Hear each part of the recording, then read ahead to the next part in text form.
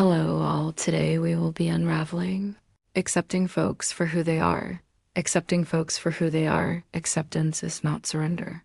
It is a truce with reality that frees you to love without trying to rewire everyone's wiring. This piece is for the people who want to be kinder without becoming a doormat, who want to hold mystery and boundaries in the same hand, and who prefer a little humor with their holiness. Why acceptance is a spiritual practice. People arrive with invisible luggage. You don't know the nights they cried, the voices that told them they weren't enough, or the small betrayals that rewired their trust. Remembering this is not an excuse for bad behavior. It's a lens that keeps your response humane instead of reactive.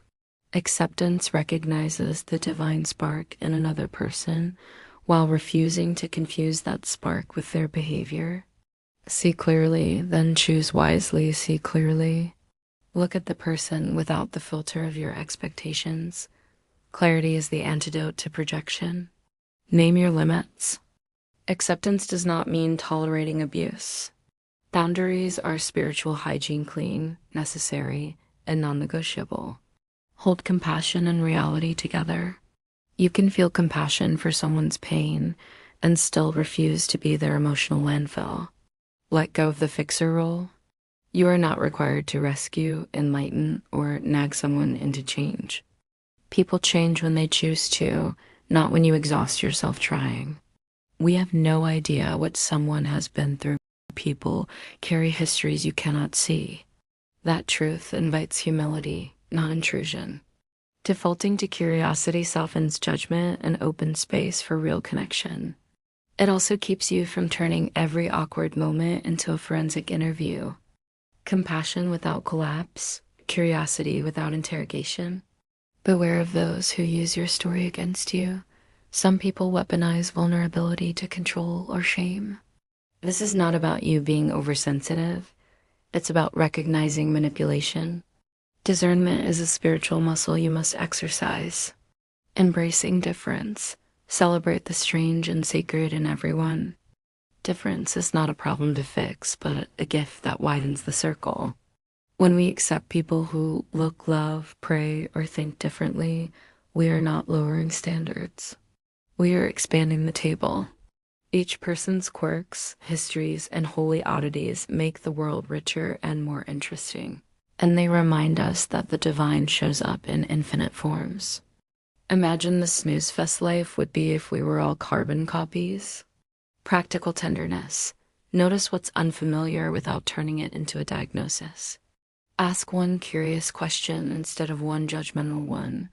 Offer hospitality rather than correction.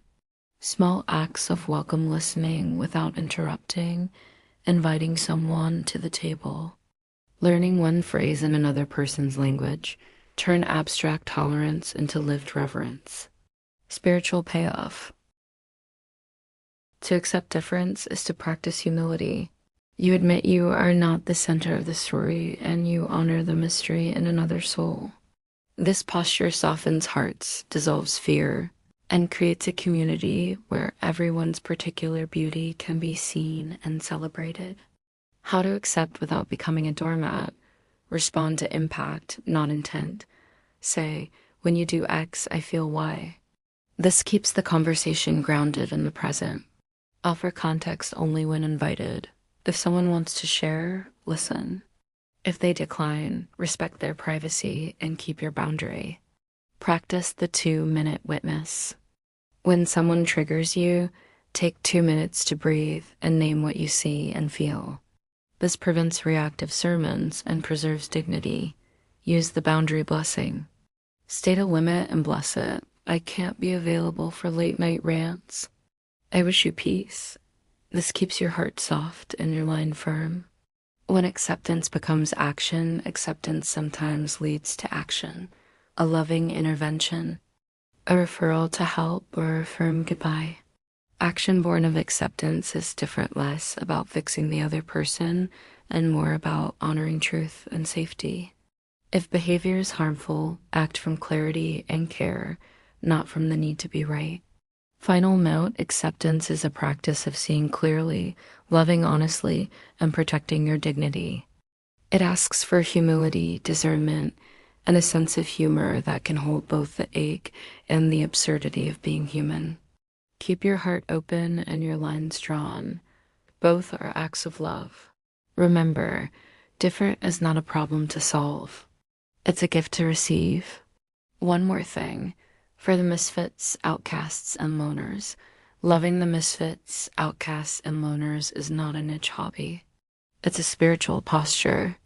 These are the folks who refuse the script, carry odd angles of truth, and remind the rest of us that normal is a setting on a dryer, not a moral achievement. Accepting them is an act of radical hospitality. It says you belong even when you don't fit the mold. Why they matter. Misfits widen the imagination. Outcasts point out the places our communities are brittle. Loners teach us how to be whole alone and generous together. Each one brings a particular beauty-eccentric rhythms, fierce independence, or quiet depth that makes the human chorus richer. How to accept them without flattening them. Honor the difference. Don't try to domesticate their edges, celebrate them, respect their pace. Loners may need space. Outcasts may need a witness more than advice. Protect their dignity. If someone's oddness becomes a target for gossip, step in with a simple, steady defense. That's not how we speak about people here. Offer chosen belonging. Invitation matters more than explanation. A seat at the table, not a lecture about why they should sit. Normal is overrated. Eccentricity is where the good stories live. Need more help? Check out the pros, healers, readers, and spiritualists. Thanks for watching. DPC.